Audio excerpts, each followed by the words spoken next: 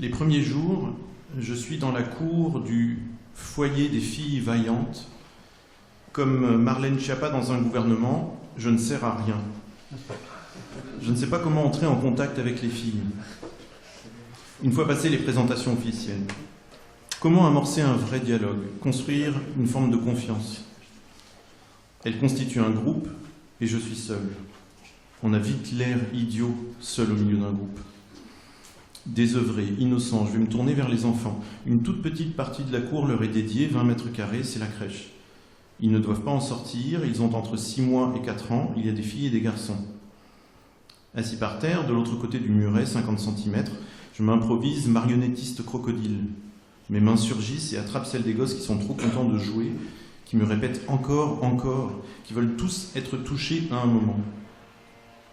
Par moments, je surgis, grimaçant comme une gargouille, et ils courent se cacher derrière les deux berceaux, trop heureux. C'est en voyant rire la nourrice que j'ai compris. Les mamans aussi vont m'observer, alors je continue. Ce jeu me rendra peut-être sympathique. De fait, au bout d'une demi-heure, je vais prendre une pause et me rapprocher, l'air de rien, des mamans qui sont sous l'auvent. 6 poteaux soutenant 20 mètres carrés de tôle ondulée. Sur le tableau noir, les traces du dernier focus. Érection, contraception, préservatif. Comment ne pas sourire? Mes tableaux noirs, à moi, ont peu vu ces mots s'écrire. Il y était plus souvent question de Louis XIV, de plus que parfait et d'impôts citoyens. Pendant 1 heure, je vais me tenir au milieu du groupe et les écouter se disputer en lingala. Il est d'abord question d'un pas de danse qu'il faudrait faire comme ci ou comme ça. Nancy s'en prend à une fille qui n'était pas là hier, qui ne fait plus partie d'Asie apparemment. Tu ne fais pas assez attention à toi, t'es épaisse comme si t'avais 30 ans. Elle en a 22, me précise Nancy à part. C'est gagné, on s'occupe de moi. Une amorce de complicité. Nancy va lui dire plusieurs fois d'aller faire du footing. La dispute prend, pour le plus grand plaisir de toutes les filles. Plaisir augmenté peut-être par ma présence. Combat, rivalité. L'autre est vraiment très grande gueule, ça balance, mais tout le monde est complice et les emportements sont simulés. Nancy va lister pour moi les âges des filles présentes au moment où elles ont été déviergées. 8, 10, 12, 13 ou 15 ans. Les filles rient ou elles gloussent, mais sans la contredire, sans rectifier. Parce que Nancy est une sacrée nana ou parce qu'elle dit le vrai? Deuxième liste. Celles qui ont eu leur enfant en étant vierges. Nancy en désigne 3 ou 4. Troisième liste, les enfants non désirés. Là, les filles réagissent un petit peu. Mélange de gêne, de fatalisme, de je ne sais quoi. Quatrième liste, celles qui connaissent le plus de compagnie. Par compagnie, il faut entendre entreprise. Celles qui connaissent le plus de compagnie. Ou de combien de compagnies elles sont connues.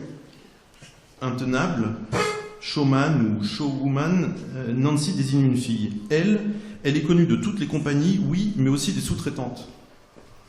Toutes les filles rient. Je ris aussi, mais c'est du lourd. Et elles vont m'expliquer.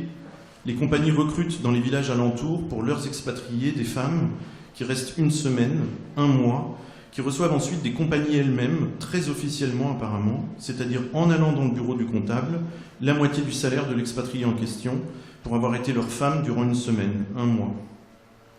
Je me fais tout redire et préciser car c'est tout de même assez fou. On ne te donne pas seulement un logement de fonction, on te nourrit, on te le fournit habité et le lit chauffé. Beaucoup de prénoms incroyables dans les 4 listes établies par Nancy. Dieu veuille, ma vie, merveille, Diane des Nations, reine, bénite, Dieu de vie, grâce. Et Juliana, dont les 2 petits frères se prénomment Chance et Gloire. Ces prénoms sont à la fois magnifiques et terrifiants en ce qu'ils mettent la barre beaucoup trop haut, creusant le contraste entre une vie misérable et les promesses non tenues par ces prénoms ambitieux, coruscants. Que tu t'appelles Dieu veuille ou Dieu veille, comment ne pas être paralysé quand tu rapportes ce que ça dit à la réalité de ta vie? Dieu l'a-t-il voulu vraiment ce qui t'arrive? Dieu a-t-il vraiment veillé sur toi? Si Dieu est complice de ce qui m'est arrivé la nuit dans les bordels, je suis maudite et c'est un Dieu moqueur. Avec ses filles, qui ont toutes été déjà brutalisées par quelqu'un, je vais devoir faire preuve de tact. Ne pas donner l'impression de leur arracher des témoignages. Une astuce alors, qui fera office de jeu, de présentation et d'entrée douce dans l'écriture des récits de vie. Votre prénom en grand sur la page A4, et avec chacune des lettres qui le composent, vous proposez un mot qui vous permettra ensuite de parler de vous. Un mot fort donc. Le bout d'une pelote à dérouler. Un mot qui compte pour vous et que vous débusquez au cœur de votre prénom. Victoria porte un prénom plutôt sobre si on le compare à celui des autres filles, mais il signifie tout de même victoire et ce n'est pas nul. Cependant, quand le lendemain je vais demander à M. Jaffet de me montrer cette Victoria avec laquelle je voudrais travailler, car deux choses m'ont un peu estomaqué dans ce qu'elle a écrit, il va me répondre qu'il n'y a pas de Victoria ici. On enquête et on finit par apprendre que c'est Lucrèce qui, pour l'atelier, a décidé d'utiliser son second prénom apparemment. Dans ce choix, faut-il voir un désir d'anonymat relatif, au cas où elle serait amenée à dire ou écrire des choses trop personnelles? Cet anonymat est presque la seule chose qui reste aux filles pour n'être pas assignées à la vie qui est la leur et dont elles sont grandement prisonnières. Mais enfin, quand même, Lucrèce n'est pas n'importe qui si l'on se réfère à l'histoire de Rome. Femme violée qui s'est tuée par crainte d'être accusée d'adultère pour prouver que c'était bien un viol, que son sens de l'honneur était intact. On dit en outre que c'est ce viol qui entraîna la chute de la monarchie et l'établissement de la République à Rome. C'est un symbole, mais il est beau, quelque chose du pacte social ayant été violé, rompu par le système monarchique, il fallait refonder le contrat social. Victoria connaît-elle Lucrèce, cette première Lucrèce? Est-ce qu'elle connaît cette histoire-là? Du haut de ses 16 ou 17 ans, Lucrèce aura-t-elle voulu s'éloigner d'elle-même, de cette histoire justement trop lourde? A-t-elle été violée elle-même? Je n'en sais rien. Dans le récit qu'elle m'a fait de sa vie, un homme a tenté de coucher avec elle quand elle avait 12 ans. Elle se serait enfuie. C'est possible, mais ce n'est pas certain. Voiler ce qui vous est arrivé est parfois urgent, vital. La moitié des bénéficiaires d'Asie ont été violés. Elles ne le disent pas toutes. Lucrèce efface Lucrèce pour devenir, aux yeux de l'écrivain français au moins, Victoria, la victoire. Se réinventer en quelque sorte, chercher la lumière, inconsciemment sans doute, mais enfin. Mais voilà, certaines victoires sont à la Pyrrhus et laissent un goût amer. J'ai sa feuille A4 sous les yeux, avec le V qui ouvre son prénom, le prénom qu'elle s'est donné, une belle majuscule dressée comme une enseigne, elle écrit « Victime ». J'ai été victime d'une grossesse abandonnée, mais malheureusement avait fait une fausse couche. Victoire est donc une victime, tellement victime qu'on n'a pas le temps de croire à la possibilité de la victoire, vérolée d'emblée par ce qu'elle a enduré. Dès que le prénom se dresse, hop, on lui coupe les jambes, on se moque de son élan. Qui veut crier victoire, gargouille en fait victime. Avec le T de Victoria, elle proposera torture et écrira pendant 1 heure sans s'arrêter. De son prénom sortent comme un diable de sa boîte les mots victime et torture. Bienvenue dans des vies dont on n'a pas idée.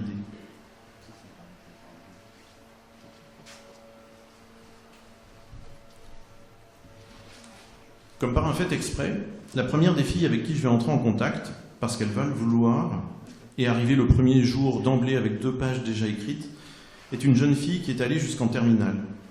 Elle écrit pour elle, elle écrit si bien que je ne vais pas avoir à reprendre quoi que ce soit de son texte. Donc là, je vous lis un long passage de son texte. Je voudrais bien devenir célèbre, mais dans quoi? La musique, le cinéma, l'écriture, je n'en sais rien. Raison pour laquelle je ne crois pas au destin. Qu'est-ce que c'est le destin? Je ne sais pas, trop de questions tourbillonnent dans ma tête et j'aimerais bien avoir quelques réponses exactes, si possible. Je sais bien que ce n'est pas possible. Comment est-ce que je vois ma vie dans le futur? Ça, c'est la question la plus capitale de mon existence, car jusqu'à présent, je n'ai aucune idée de ma vie future. Je ne fais qu'avancer avec mes erreurs du passé, mon passé si sombre et si obscur, et mes souffrances d'aujourd'hui. Suis-je humaine? Question stupide, bien sûr que oui. En fait, moi, je n'en sais toujours rien. Dieu seul sait. D'ailleurs, qui est ce Dieu qui sait tout? Dans ce texte rédigé avant de recevoir la moindre proposition ou consigne d'écriture, Taliane essaie d'être prime sautière, mais ce sont des questions sans fond qui l'accaparent.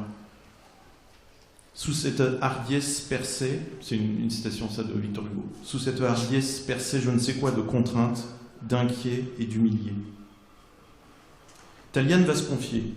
Une fois sa mère partie, son père va la violer pendant 2 ans, avant qu'à 13 ans elle trouve le courage de fuir pour rejoindre sa mère qui s'est remariée. Mais son beau-père va lire en cachette le journal intime de la jeune fille et ainsi apprendre son calvaire. Dégueulasse ou idiot, il en parlera à la mère de Taliane en lui disant que, après avoir vécu ce qu'elle a vécu, sa fille doit être maudite, certainement. Ce qui ne laissera pas d'autre choix à la mère de la jeune fille, Taliane sera renvoyée. Dans le texte qui suit, qu'elle écrira à ma demande, cette fois, Taliane prend sur elle dramatiquement l'idée de malédiction, au lieu de continuer à l'attribuer à son beau-père. À nouveau, donc, une citation de Taliane. J'ai toujours pensé que j'étais maudite suite à cet inceste dont j'ai été victime il y a quelques années. Cette pensée me noircit le cœur et m'affaiblit quelquefois. Rien qu'à revoir toutes ces scènes, je fais une crise d'hypotension. En parler ?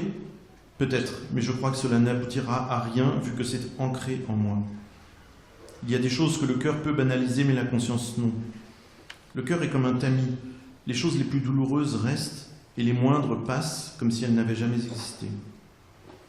Je peux penser que je n'y penserai plus, mais rien qu'en pensant que je ne veux plus y penser, j'y pense. Presque difficile et impossible de ne pas vouloir penser à quelque chose qui domine son être. J'aimerais ne plus me sentir coupable et maudite pour une chose dont je n'avais même pas la connaissance, mais qui me ronge petit à petit. Fin de la citation. Oui, sous les questions posées de manière prime sautière, dans le premier texte perçait bien je ne sais quoi d'inquiet et d'humilié. L'écriture permet de ruser, de se diluer soi-même, de se répartir, de se perdre de vue, de rouvrir l'horizon avec un peu d'humour. La littérature est l'entrepôt des possibles. La vie sociale a tendance à les saccager, c'est possible, à les piétiner. Les arts les relèvent. Mais Taliane n'y arrive pas. Elle écrit depuis longtemps une sorte de journal intime qu'elle va très vite pointer comme un désir puissant et une prison.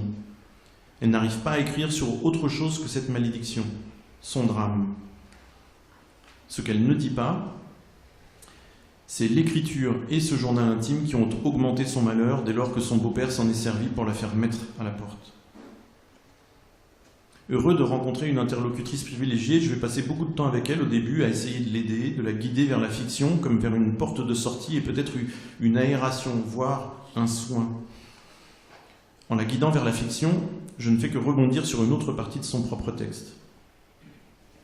Je la cite à nouveau, « Je crois que j'écrirai plus souvent des fictions car la réalité me brise le cœur. » De fait, si elle parvenait à inventer ou bricoler un personnage qui ne serait pas elle, quitte à ce qu'il lui arrive, quitte à ce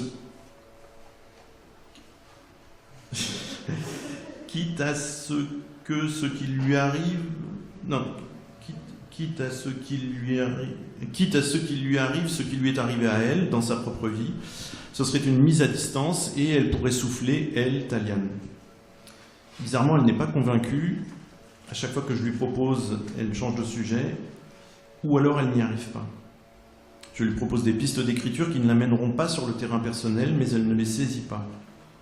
Elle dit qu'elle va me faire lire son journal, mais elle ne me le passe pas finalement. À la fin de ce premier séjour, attestant une sorte d'échec, elle ne répond même plus à mes invitations à venir parler ou écrire. C'est son échec et le mien. Je comprends alors qu'en plus du malheur ou de l'effroi légitime, quand bien même plusieurs années après, elle est enfoncée dans une dépression qui se signale toujours de la même façon qu'on habite New York ou Bombay, en ce que la personne est prisonnière d'une boucle. Celle du second texte qu'elle m'a donné, qui est une boucle de pensée, ce qu'elle décrit, mais aussi une boucle d'écriture. Elle ne parvient pas à écrire sur autre chose.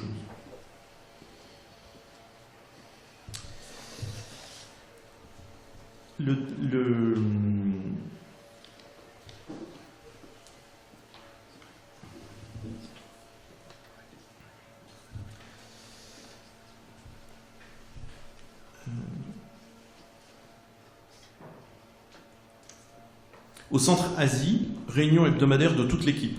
Lorsque j'arrive, ils en sont à faire le tour de table des week-ends de chacun. C'était extrêmement long et un peu chiant. Chacun dit peu de choses, Par exemple, samedi, je suis resté à la maison, dimanche, je suis allé à la messe et ensuite je suis rentré car je ne me sentais pas bien, j'avais des vertiges. Et ça devient doucement comique. Puis ils en viennent au cœur de ces réunions, parler de différents cas. Ils évoquent 2 filles qui viennent d'arriver, qu'il faut tenter d'intégrer, d'intéresser. Ils évoquent une fille qui avait disparu depuis plusieurs jours ou semaines, qui a réapparu vendredi. Elle a confié à M. Jaffet qu'elle avait envie de revoir ses amis, l'équipe. Puis, à la pause de midi, elle a de nouveau disparu. En début d'après-midi, une partie de l'équipe l'a cherchée, lui téléphonant, sortant dans le quartier du centre. Elle avait une mission, elle l'a accomplie, elle est repartie. Cette phrase de M. Jaffet, dite comme une petite blague qui va de fait faire sourire toute l'équipe, cette phrase va me toucher un peu. J'y entends, sans trop savoir pourquoi, ce qu'on dit parfois des personnes qui, sur le point de mourir, s'accrochent à la vie jusqu'au retour de tel ou tel ami, de tel ou tel enfant, qui va lui dire « C'est bon maman, je suis là, tu peux t'en aller en paix ». Et la personne, alors, lâche prise. En fait, ce qui m'a un peu ému, je le comprends maintenant, c'est le spectre de cette mission que ça signe les mourants sur la situation de cette jeune fille qui n'est pas à l'article de la mort, encore qu'en grand danger, puisque à nouveau seule face à la violence de la rue et de la prostitution. Ce que cette petite blague de M. Jaffet a produit, c'est cette surimpression d'un climat de disparition à une situation un peu plus banale.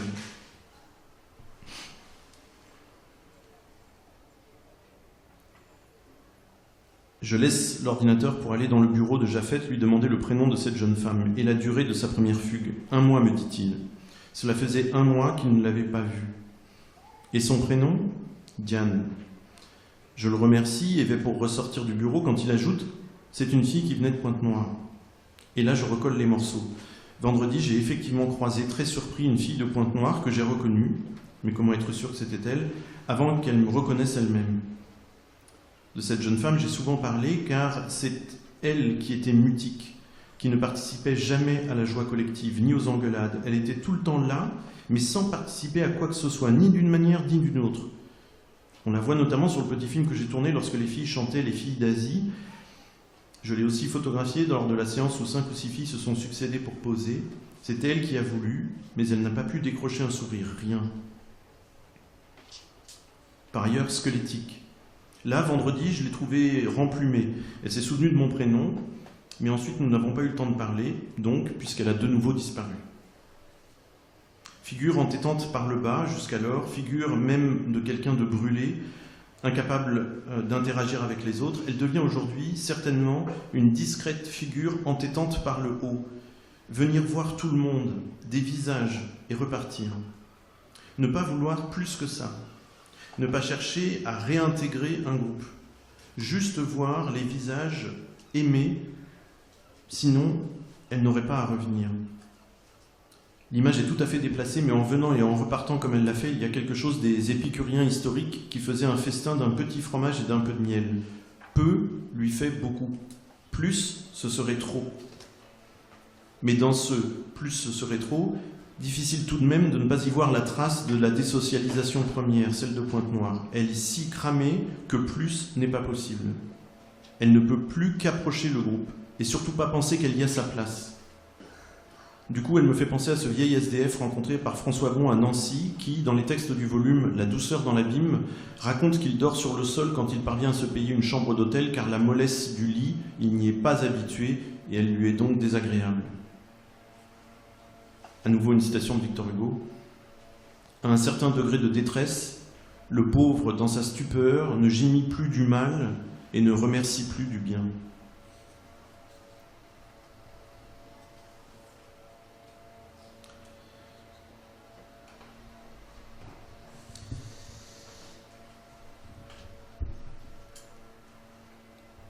Ont-elles besoin de se raconter, de se confier? Ont-elles besoin de moi? Quelques-unes vont me dire que remuer ces souvenirs leur fait du bien. D'autres, plus souvent, vont me dire que ça leur fait du mal. Bizarrement, je ne les ai jamais trouvées très convaincantes quand elles me disaient cela. Peut-être voulaient-elles simplement changer d'air au bout d'1 heure ou 2 et passer à autre chose. Pourtant, pas une des filles ne contestera l'intérêt de s'aimer mieux, d'éloigner un peu la honte, de pouvoir dire « c'est mon histoire, mais peut-être puis-je ne pas la subir jusqu'au tombeau ». Dans Les Nègres de Genet, Diouf dit à un autre personnage qui s'appelle Village « Ne lui refusez pas une légère détente, si sa souffrance est trop forte, qu'il se repose dans la parole. » C'est surtout qu'il faut se voir bien déjà pour s'autoriser à prendre la parole, quand bien même ce serait pour parler de soi. Au sein d'un programme de réinsertion, échangeant avec des enseignantes, des formateurs ou des assistantes sociales ou des psychologues, elles pourraient avoir le sentiment, ces filles, qu'on parle d'elles. Mais j'ai souvent entendu ces adultes se rappeler les uns aux autres qu'ils ne devraient pas parler à la place des filles, mais au contraire travailler à ce qu'advienne une parole personnelle, exprimant des désirs et des ébauches de solutions. Se soigner par la parole, la confidence.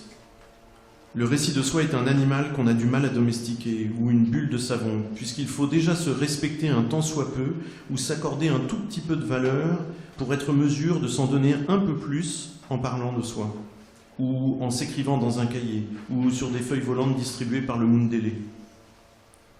Un vrai cercle vicieux. Autre piste, l'écriture.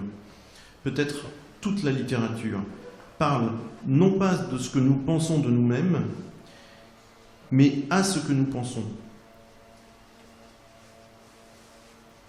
De nous-mêmes et du vaste monde.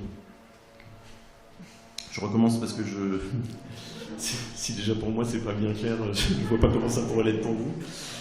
Autre piste, l'écriture, peut-être toute la littérature, parle non pas de ce que nous pensons de nous-mêmes, mais à ce que nous pensons de nous-mêmes et du vaste monde. Elle parle à ça.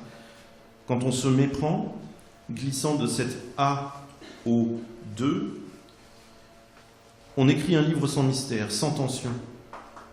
Quand au contraire on parvient à être dans cette adresse, c'est-à-dire écrire A, immédiatement il y a dialogue, conflit, élan, et les phrases sont alors comme des rivières souterraines traversant des cavernes aux dimensions de cathédrales avant de jaillir et de devenir transparentes sous le ciel et le soleil. Peut-être je vais reprendre cette image-là parce que c'est pas... bien sûr que... Bon, bref, c'est pas encore publié, j'ai toute l'attitude pour... Fanette pouvait quant à elle vous regarder avec une intensité tout à fait rare. Quand je l'ai approchée pour lui proposer qu'un jour, quand elle le déciderait, on travaille ensemble, j'ai compris à sa façon de ne pas me répondre mais de me regarder qu'elle avait besoin de beaucoup plus de temps. Elle n'a pas dit un mot, je n'ai eu que ce regard qui pose des questions trop grandes, trop larges, auxquelles on ne peut jamais répondre, auxquelles je ne sais jamais répondre. Est-ce qu'elle a toute sa tête ? Là encore, la question est bien trop large. Peut-être est-ce un appel, la tentative compliquée de ne pas en passer par le langage, de ne pas se signaler elle-même. Ce serait à moi de venir la chercher. Peut-être ce détour était-il rendu nécessaire par les autres filles, qui sinon se seraient manifestées. Toi, tu veux parler ? Tu crois que l'écrivain, il a que ça à faire de t'écouter ? Je n'ai pas su trancher et me suis contenté de l'observer pendant tout le premier séjour. Comme Diane, je vais avoir le sentiment de ne pouvoir l'atteindre, intouchable, mais autrement. Fanette ne participe pas aux conversations, elle ne fait presque jamais entendre sa voix, mais elle suit ce qui se passe, ce qui se dit. Il peut même lui arriver de sourire. Au cours du second séjour, je suis allé la trouver et on s'est installé dans un coin de la cour. Elle ne sait pas écrire, ce sera un entretien. Mais elle commence par parler beaucoup trop bas. Je suis un peu sourd et la cour est tout le temps très bruyante. 30 adolescentes et une vingtaine de tout petits enfants dans moins de 100 mètres carrés. Alors évidemment, je n'entends rien. Avec un grand sourire, je l'arrête et lui demande de me parler beaucoup plus fort. Elle se répète, mais tout aussi bas. Il faudrait presque que je sache lire sur les lèvres. Rebelote, je lui redemande à nouveau de monter le son, mais rien à faire. Elle murmure. Alors j'arrête de sourire comme un idiot qui prend les autres pour des idiots, alors que c'est lui, c'est-à-dire moi. Peut-être peut-elle me confier un secret que les autres filles ne doivent surtout pas entendre. Je lui propose qu'on utilise un bureau ou la petite salle de classe, ce qu'elle accepte. Ses yeux sont brûlants. Elle ne va pas parler plus fort, à moi d'entendre enfin. Et donc le mot que j'entends, c'est « sorcière ». Le seul mot qu'elle avait à me dire, non pas « pute », mais « sorcière ». Je lui demande « on te dit que tu es une sorcière ?» Elle fait oui avec les yeux. Oui, c'est cela. Elle ne répétera pas ce mot qui lui fait peur. Pourquoi me le confier ? Parce que les Blancs ne croient pas aux sorcières? Parce qu'elle a reconnu en moi quelqu'un qui ne validera pas l'exclusion à quoi sont condamnés les hommes ou les femmes accusés de sorcellerie? Elle m'a confié le plus lourd. Elle n'a pas utilisé ses cordes vocales, seulement ses lèvres. Me parler est déjà un exorcisme. Elle n'est pas une sorcière, mais on dit qu'elle en est une, et c'est un secret épouvantable qu'elle ne sait pas traiter elle-même. En suis-je une pour de bon? De mon côté, je comprends la gravité sans y comprendre absolument rien. Les autres filles ne doivent surtout pas savoir qu'elle a cette réputation-là, ou qu'on l'a un jour dite sorcière, autrement elle serait immédiatement et violemment rejetée du groupe, mise au banc, et certainement Asie, la petite ONG, n'aurait d'autre solution que de se séparer d'elle. Sa situation déjà n'est pas enviable. J'ai assisté il y a quelques jours à une scène très dure. Fanette passait avec ses enfants dans la cour, et l'une des filles a dit en kitouba « Oh là, ça sent le cimetière !» Fanette est si pauvre qu'elle dort dans un cimetière avec ses 2 tout petits enfants. Fanette a 18 ans. Dans le cimetière au moins, par peur des esprits, les loupards et les ivrognes ne viennent pas l'embêter. Elle doit surmonter sa propre peur des esprits. C'est la condition pour pouvoir dormir et ne pas être importunée ou violentée ou violée, bien entendu. L'insoutenable témoignage de Fanette dit à nouveau que l'ombre, en plus de la misère, ce sont les proches. Que le monde inquiétant peuplé de monstres, ça peut être la famille. Et donc là, je lis son témoignage, ce que j'ai écrit à partir de ce qu'elle m'a dit. Je suis une enfant de la rue depuis que j'ai 9 ans. À 13 ans, je me suis retrouvée enceinte. Le garçon m'a donné 20 000 francs CFA pour que j'avorte, et il a disparu. Je ne pouvais pas accepter ça. J'ai pris la moitié de cette somme pour monter dans le train qui va à Brazzaville. Il m'avait dit qu'il habitait là-bas. Il m'avait dit aussi le nom de son quartier. J'avais aussi une petite photo de lui. Le voyage est très long, 10 heures de train. Une fois dans la capitale, des gens m'ont aidé car ils étaient émus et j'ai réussi à trouver la maison du jeune homme. Sa mère m'a d'abord accueilli. Un jour plus tard, le garçon est arrivé. Il a vraiment été très surpris de me découvrir là, à 400 km de l'endroit où il croyait m'avoir abandonné, à Pointe-Noire. Alors il a dit à sa maman, c'est obligatoirement une sorcière si elle m'a retrouvé comme ça. Quand il a dit le mot sorcière, cela m'a terrifié. C'était injuste, je n'ai pas compris. Depuis ce jour, j'ai beau prier tout le temps, on continue de m'abandonner. En tous les cas, parce qu'il a prononcé le mot terrible, il a obtenu ce qu'il voulait. Sa maman m'a renvoyé. Elle m'a donné 20 000 francs CFA pour rentrer et aller à l'hôpital. Mais l'hôpital demande beaucoup plus d'argent que ça. Et puis je ne sais pas si je voulais avorter. J'étais une si jeune femme. J'ai perdu mon enfant à la naissance. On m'a dit qu'il était en mauvaise santé parce que je n'avais pas pu voir un médecin pendant ma grossesse. J'ai donné l'argent qui me restait à une tante pour qu'elle enterre mon bébé. Et quand je suis sorti de l'hôpital, j'ai demandé pour aller sur la tombe de mon enfant. Là, j'ai appris que pour garder une partie de l'argent, il n'y avait pas eu d'enterrement, qu'elle avait seulement payé un homme pour jeter mon bébé dans un ravin. Fin du témoignage. Depuis ce jour, j'ai beau prier tout le temps, on continue de m'abandonner. À ce jour, j'ai 44 ans, je crois n'avoir jamais entendu ou lu une phrase plus déchirante. Pour le reste, les phrases qui blessent, on dit que je suis une sorcière, peuvent être aussi celles qui recousent, car cette confidence crée tout de même une dérisoire communauté entre elle et moi, entre Fanette et vous maintenant. Et il faut croire que ce n'est pas rien, autrement elle n'aurait pas parlé. Elle est fragile, cette communauté entre elle et moi, sans être abstraite, et je crois qu'il y avait autour de ces échanges, même secrets, même murmurés, une consolation minimale, fragile comme une bulle de savon, mais bien réelle. J'ai déjà utilisé bulle de savon tout à l'heure. Je dis bulle de savon à cause de cette histoire de cimetière. Fanette a été obligée de surmonter la peur des esprits pour ne pas mourir, pour espérer dormir. J'ai pas la suite du texte. Donc je suis obligé d'arrêter avec Fanette. Et de parler maintenant un tout petit peu autrement, en disant un peu que les coulisses de ce travail-là avec ces filles. En fait, la première fois qu'on m'a proposé de rencontrer ces jeunes femmes-là, Au départ, c'était juste pour un séjour d'1 mois, un travail d'atelier d'écriture sur le récit de vie avec ses filles. Et puis, au bout du compte, au bout de 3 ans, j'ai fait 6 séjours. J'ai fait 6 séjours d'1 mois à chaque fois là-bas. Donc 3 séjours à Brazzaville et 3 séjours à Pointe-Noire au bord de l'océan.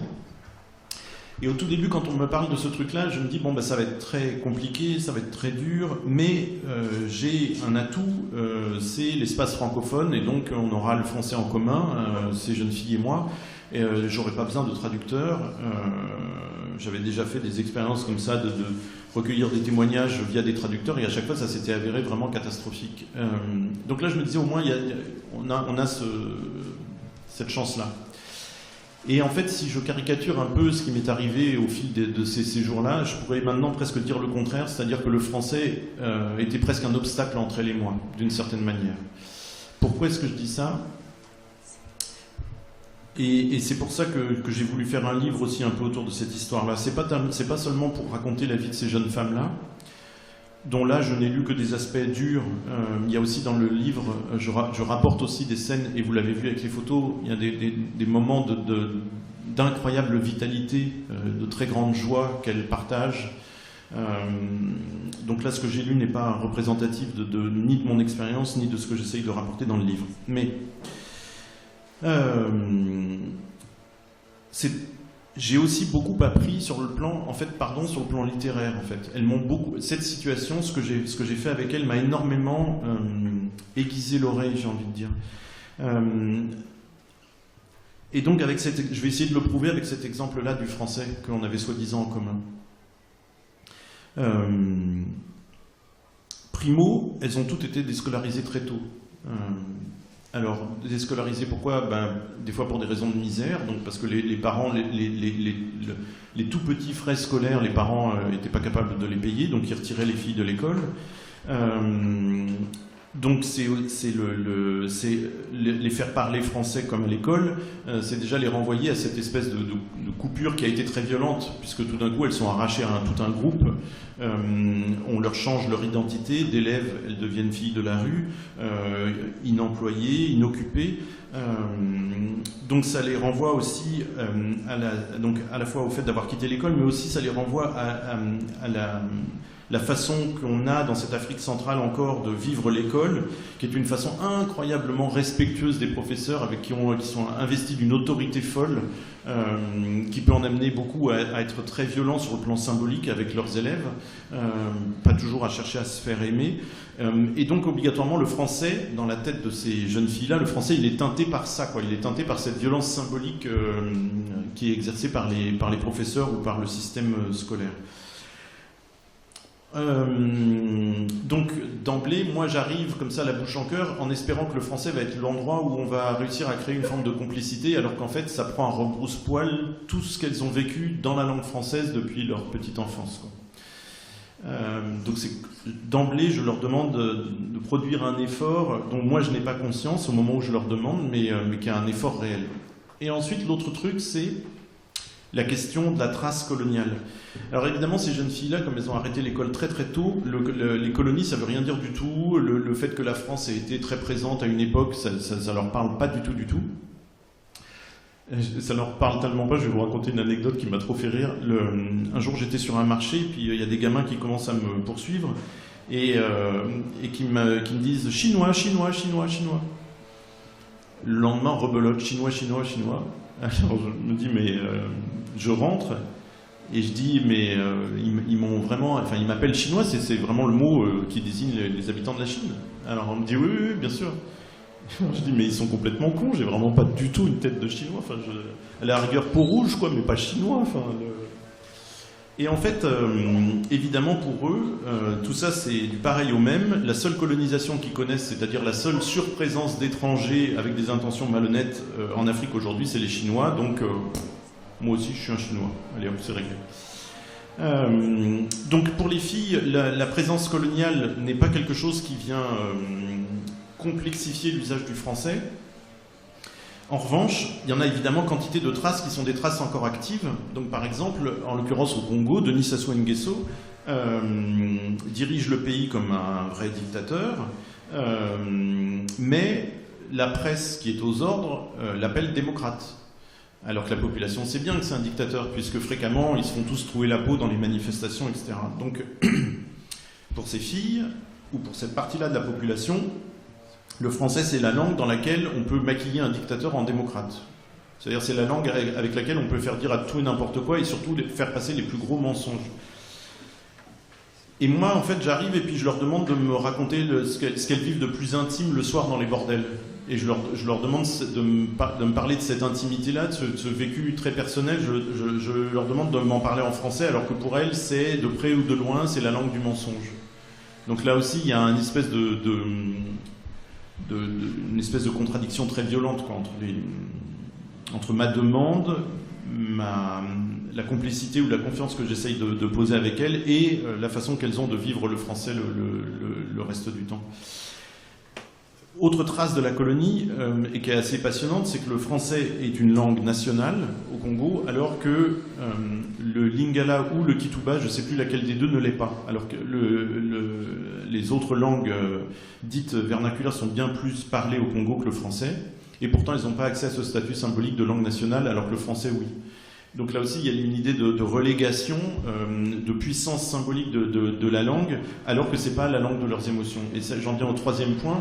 Quand elles sont dans les bordels la nuit, que ce soit des scènes de fête ou des scènes de viol, c'est pas en français qu'elles le vivent, c'est évidemment c'est en lari, en kituba ou en lingala, mais c'est pas en français. Et donc moi, pareil, je leur demande en fait un exercice de traduction et qui est très compliqué obligatoirement parce que je voyais quand j'essayais de leur proposer des mots, je disais mais t'es joyeuse ou t'es heureuse? Et en fait elle me disait oui aux deux parce que la nuance entre les deux, alors qu'en lari ou en kituba elles auraient su évidemment dire si elles étaient joyeuses ou heureuses, quoi.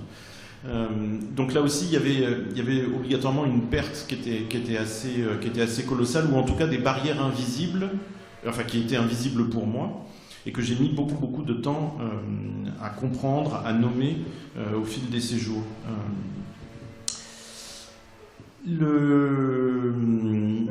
Et je vais finir sur un aspect qui me tient à cœur, alors que c'était pas présent là dans la lecture, mais c'est présent dans les photos. C'est aussi, et qui a à voir avec la question de la littérature et de la représentation, si je me pointe, si je rapporte de cette expérience uniquement le glauque, uniquement des récits de vie hyper durs, je suis incroyablement malhonnête avec ce que j'ai vu sur place, puisque j'ai aussi vu donc ces filles être capables de beaucoup d'humour, de grands moments très joyeux, et en fait c'est compliqué de les rapporter ces moments-là, parce que quand on les met à côté ou dans le chapitre suivant qui raconte des viols à l'intérieur du cercle familial, etc., on est vite amené à se demander qu'est-ce que ça veut dire, c'est-à-dire est-ce que finalement c'est pas si grave. La littérature française, elle est depuis très longtemps, elle est très habituée à rester dans une espèce d'unité de ton. Si on parle de choses politiques, grosso modo, il faut que ça reste grave. Si on parle de choses comiques, il ne faut pas que ce soit trop avec des sujets graves. Alors que la littérature anglo-saxonne, par exemple, surtout anglaise, a toujours mieux su mêler les registres d'une manière bien plus vivante et bien plus surprenante. En français, il y a très souvent, encore aujourd'hui, cette espèce d'unité de ton. Et donc là, pour parler de quelque chose de gravissime, moi j'avais le sentiment qu'il fallait à tout prix que je fasse aussi une place aux grands moments de joie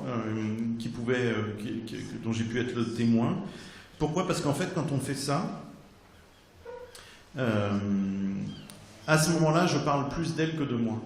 C'est-à-dire que si je n'avais parlé que de moi, que de mon émotion, j'en serais resté à leur statut de victime et je les aurais, d'une certaine manière, enterrées une seconde fois. C'est-à-dire, la première fois, c'est quand elles subissent ces violences incroyables, et la seconde fois, c'est quand un écrivain arrive de nulle part et à qui elles n'ont pas demandé de venir, et qui, tout d'un coup, ne les dépeint que sous l'angle de la victime et du traumatisme, sans faire une place à tous les moments où elles prouvent qu'elles sont encore en vie. Et alors, je vais par exemple un peu plus loin sur ce plan-là. Il m'a fallu donc quelques temps avant de me rendre compte que, quand la journée se termine pour elles à 17h, il y avait tout d'un coup une espèce d'effervescence dans la petite cour du centre C'était très beau, très électrique, mais donc j'ai mis un peu de temps à m'en rendre compte. Et en fait, j'ai fini par comprendre que, ah bah oui, elles s'habillaient toutes. Alors, elles avaient passé la journée en jogging, et puis là, tout d'un coup, elles sortaient avec des tas de fringues, elles se maquillaient comme c'était pas possible, elles s'épilaient, elles se recoiffaient, enfin, ça durait plus d'1 heure. Elles pouvaient partir depuis 16h, mais à 17h, elles étaient encore toutes là. Et elles s'aidaient toutes les unes les autres. Et vraiment, elles étaient excitées comme des gamines de 15 ans qui sortent en boîte pour la première fois, etc. Mais sauf que, effectivement, ce sont aussi des gamines de 15 ans. C'est-à-dire qu'en fait, toutes les horreurs qu'elles peuvent vivre le soir ou qu'elles ont pu vivre dans le cercle familial, toutes ces horreurs-là n'ont pas encore eu leur peau. Je pense que si je les avais rencontrées à l'âge, disons, de 25 ans, elles ayant 25 ans, j'aurais eu affaire à d'autres corps, à une autre façon d'être les unes avec les autres, et peut-être à des gens beaucoup plus brisés. Et là, ce qui était incroyable, c'était de mesurer que ces filles-là n'étaient pas encore complètement brisées par la vie. Certaines comme Taliane, là, que j'ai dit, là, qui vient juste pour revoir les visages et puis qui repart, oui, elle l'était, mais c'était presque la seule. Toutes les autres manifestaient encore une énergie de vie qui était très, très déroutante. Et donc moi, ensuite, l'effort d'écriture que je devais produire, c'était à la fois rendre compte du désastre que c'est sur le plan social, la situation de ces filles, et en même temps rendre compte quand même de l'énergie de vie qui les habite encore. Et ça, c'est un effort, disons, d'observation, mais ensuite c'est aussi un problème d'écriture, quoi, pour que on n'ait pas l'impression que tout d'un coup j'ai dû le corps, ce qui leur est arrivé.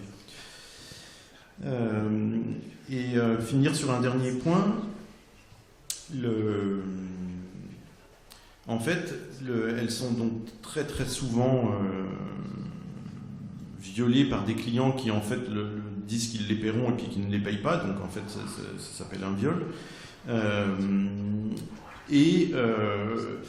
Évidemment, la police ne fait rien. Là, on est dans les quartiers périphériques, on n'est pas du tout dans le centre des villes. C'est la prostitution la plus pauvre. Je pensais que leurs clients étaient des expatriés, puisque les mineurs, c'est quelque chose qui, dans l'imaginaire occidental, dans la libido occidentale, c'est quelque chose qui est assez valorisé. C'est pas le cas là-bas, en tout cas pas de cette façon-là du tout. Et donc, en fait, leurs clients sont des gens qui sont aussi pauvres qu'elles, d'une certaine manière. Donc la police se désintéresse complètement de ce qui peut arriver à ces jeunes filles-là. Mais en fait, en grattant, j'ai appris que l'explication était plus large, plus historique et plus politique que ça. En fait, il y a eu 2 guerres civiles au Congo, et puis il y en a une 3e qui se prépare quand Sassou Nguesso sera décédé. Les 2 guerres civiles, c'est en 93 et en 97. Et en fait, aucune de ces 2 guerres civiles n'a donné lieu ensuite à un traitement judiciaire ou policier. Il n'y a pas eu aucun crime de guerre n'a été jugé, et les crimes sur les civils encore moins. Et donc ce que ça a produit, c'est une société où la violence est extrême entre les individus. Pourquoi ? Parce que les criminels n'ont pas été convaincus, n'ont pas été accusés et condamnés, et les victimes n'ont jamais été nommées victimes. Il n'y a même pas eu, disons, vous savez, des fois comme en Afrique du Sud, par exemple, les tribunaux vérité et réconciliation, où il ne s'agissait pas de condamner, mais au moins qu'il y ait une parole qui soit dite. Et bien là, pas du tout. Et donc il y a un sentiment d'impunité complet qui dévalue encore plus la personne humaine, quoi. C'est-à-dire qu'on peut piétiner quelqu'un, on peut lui faire les pires horreurs, ça n'aura aucune incidence, jamais la police viendra vous chercher, etc. En tout cas pas dans cette partie-là de la population. Et donc ces filles-là, qui sont pourtant toutes nées bien après, elles sont nées entre 2005, aux alentours de 2005, ces filles-là sont les victimes aujourd'hui, vraiment dans leur corps, sont les victimes de choses qui se sont passées bien avant leur naissance et qui continuent d'être actives, quoi. Ça continue d'être l'air qu'on respire là-bas, la possibilité de cette violence ultime. Et donc ça dit aussi une chose, c'est qu'on n'est jamais les solitudes qu'on croit. C'est-à-dire que ces filles-là qui se pensent complètement abandonnées, qui ont toutes fait l'expérience de l'abandon, elles ont toutes été abandonnées par leurs parents, parce que c'est quasiment une possibilité au Congo. Par exemple, quand il y a un remariage, le nouveau mari ou la nouvelle épouse a le droit de renvoyer les enfants du premier lit. Donc on pourrait penser que ça, parce qu'ils sont exposés, ces jeunes filles, à la violence de la rue, à la violence des échanges quotidiens, on pourrait penser que ce sont que des solitudes, et en fait ces solitudes-là, ce sont des solitudes construites par une histoire collective et que plus on nous présente, et je pense que c'est valable en Europe, plus on nous présente comme des solitudes, plus on nous ment. En fait, on continue, même à ce moment-là, d'être agi collectivement ou de souffrir de choses qui ont une origine collective ou identitaire ou nationale ou je ne sais quoi. Et pour reprendre le truc de Guénel, moi je propose qu'on revoie à nouveau les photos, mais peut-être un tout petit peu plus lentement.